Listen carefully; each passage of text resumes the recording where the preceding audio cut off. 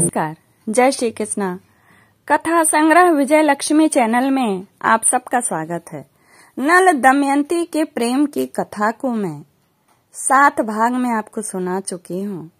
8वें भाग में जब बाहुक रूपी नल को दमयंती पहचान लेती है और तत्पश्चात बाहुक रूपी नल जब उससे पूछते हैं कि तुमने स्वयंवर रचा और इसलिए मैं यहाँ आया हूँ, और आगे दमयंती ने क्या कहा, कैसे दोनों के प्रेम एक दूसरे के प्रति प्रगाढ़ हुए और कैसे उन लोगों के जीवन में सुख की प्राप्ति हुई, यह 8वें भाग में, इस भाग में सुनिए।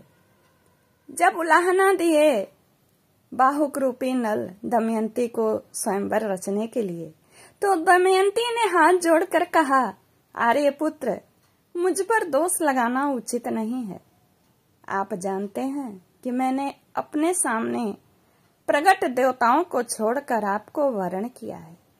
मैंने आपको ढूंढने के लिए बहुत से ब्राह्मणों को भेजा था और वे मेरी कही बात दोहराते हुए चारों ओर घूम रहे थे। पर्णाद नामक ब्राह्मण अयोध्यापुरी में आपके पास भी पहुंचा था।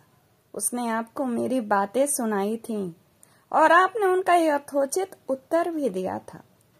वह समाचार सुनकर मैंने आपको बुलाने के लिए ही यह युक्ति की थी।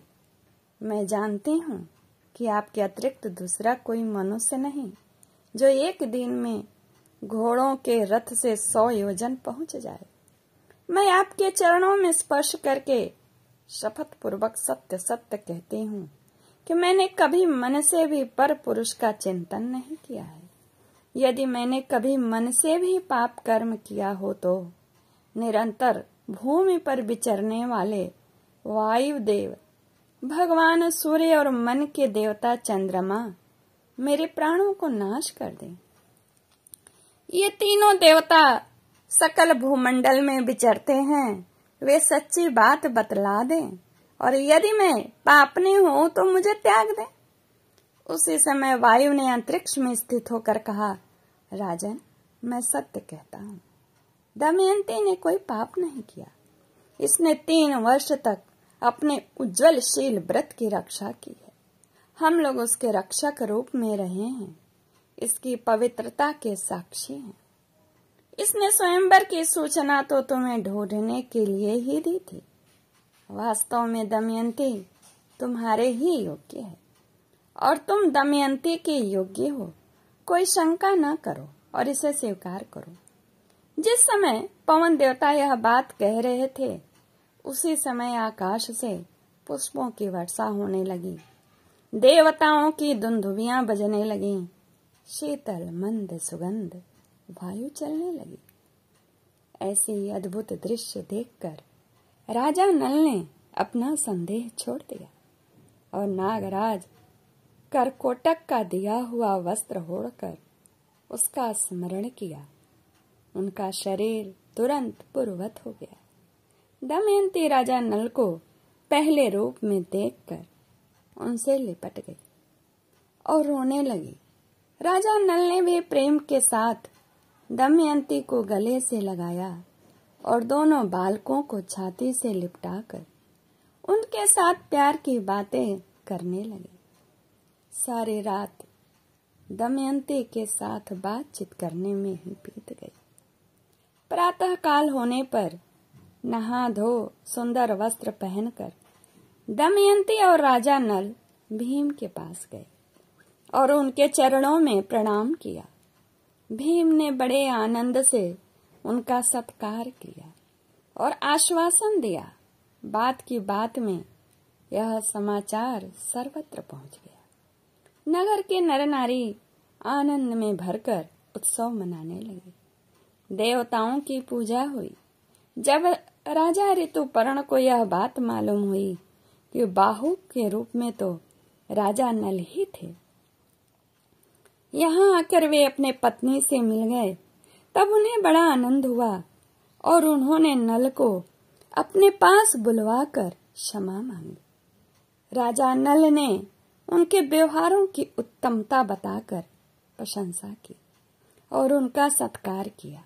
साथ ही उन्हें अश्वविद्या भी सिखा दी। राजा ऋतुपर्ण किसी दूसरे सारथी को लेकर अपने नगर चले गए। राजा नल 1 महीने तक कुंडी नगर में ही रहे। तदंतर अपने ससुर भीम की आज्ञा लेकर थोड़े से लोगों को साथ ले निषद देश के लिए रवाना हुए। राजा भीम ने एक श्वेत वर्ण का रथ, 16 हाथी, 50 घोड़े और 600 पैदल राजा नल के साथ भेज दिए। अपने नगर में प्रवेश करके राजा नल पुष्कर से मिले और बोले कि या तो तुम कपट भरे जुए का खेल फिर मुझसे खेलो या धनुष पर ढोड़ी चढ़ाओ। पुष्कर ने हंसकर कहा, अच्छी बात है, तुम्हें दांव पर लगाने के लिए फिर धन मिल गया क्या? आओ, अब की बार तुम्हारे धन तथा दमयंती को भी जीत लूंगा।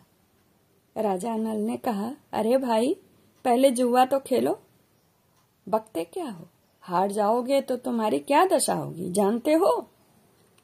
जुआ होने लगा। राजा नल ने जो ऋतुपर्ण से जुआ को सीखा था, उन्होंने जुआ के भेद को पाशे के। राजा नल ने पहले ही दांव में पुष्कर के राज्य, रत्नों के भंडार, उसके प्राणों को भी जीत लिया। उन्होंने पुष्कर से कहा कि यह सब राज्य मेरा हो गया, अब तुम दमयंती की ओर आंख उठाकर भी नहीं देख सकते। तुम दमयंती के सेवक हो। अरे मूढ़, पहली बार भी तुमने मुझे नहीं जीता था, वह काम कलयुग का था। तुम्हें इस बात का पता नहीं है कि मैं कलयुग के दोष को तुम्हारे सिर नहीं मढ़ना चाहता। तुम अपना जीवन सुख से बिताओ, मैं तुम्हें छोड़ देता हूँ। तुम पर मेरा प्रेम पहले के ही समान है। तुम मेरे भाई हो। मैं कभी तुम पर अपनी आंखें टेढ़ी नहीं करूंगा। तुम 100 वर्ष तक जियो। राजा नल ने इस प्रकार कहकर पुष्कर को धैर्य दिया और उसे अपने हृदय से लगाकर जाने की आज्ञा दी। पुष्कर ने हाथ जोड़कर राजा नल को प्रणाम किया और कहा, जगत में आपकी अक्षय कीर्ति हो और आप 10,000 वर्ष तक सुख से जीवित रहें। आप मेरे अन्नदाता और प्राणदाता हैं। पुष्कर बड़े सत्कार और सम्मान के साथ 1 महीने तक राजा नल के नगर में ही रहा। तदंतर सेना, सेवक और कुटुंबियों को साथ अपने नगर में चला गया। राजा नल भी पुष्कर को पहुंचाकर अपनी राजधानी में लौट आए। सभी नागरिक, साधारण प्रजा तथा मंत्रिमंडल के लोग राजा नल को पाकर बहुत प्रसन्न हुए। उन्होंने रोमांचित शरीर से हाथ जोड़कर राजा नल से निवेदन किया, राजेंद्र, आज हम लोग दुख से छुटकारा पाकर सुखी हुए। जैसे देवता इंद्र की सेवा करते हैं, वैसे ही आपकी सेवा करने के लिए हम सब आए हैं। घर घर आनंद मनाया जाने लगा।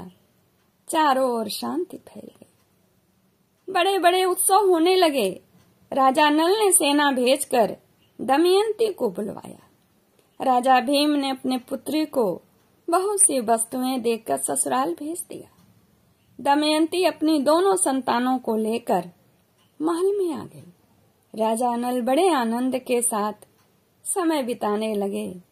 राजा नल की ख्याति दूर दूर तक फैल गई। वे धर्म बुद्धि से प्रजा का पालन करने लगे। उन्होंने बड़े बड़े यज्ञ करके भगवान की आराधना की। आपको याद होगा यह कथा, युधिष्ठिर जब अपने भाग्य को कोस रहे थे और कह रहे थे कि मेरे जैसा भागा राजा नहीं, तो उसी समय बृहदश्व ऋषि जी आए और उनको फिर यह कथा सुनाई। कहते हैं बृहदश्व जी, युधिष्ठिर, तुम भी थोड़े ही दिनों में तुम्हारा राज्य सगे संबंधी मिल जाएंगे तुम्हें भी। राजा नल ने जुआ खेलकर बड़ा भारी दुख मोल लिया था। उसे अकेले ही सब दुख भोगना पड़ा, परंतु तुम्हारे साथ तो भाई है, द्रौपदी है और बड़े बड़े विद्वान तथा सदाचारी ब्राह्मण हैं। ऐसी दशा में शोक करने का तो कोई कारण ही नहीं है। संसार की स्थितियां सर्वदा एक सी नहीं रहती हैं। यह विचार करके भी उनकी अभिवृद्धि और हास्य से चिंता नहीं करनी चाहिए। नागराज, करकोटक, दमयंती, नल और ऋतुपर्ण की यह कथा कहने सुनने से कलियुग के पापों का नाश होता है और दुखी मनुष्यों को धैर्य मिलता है, और जो सुनते हैं उनके भी पापों का नाश होता है। नमस्कार। जय श्री कृष्ण।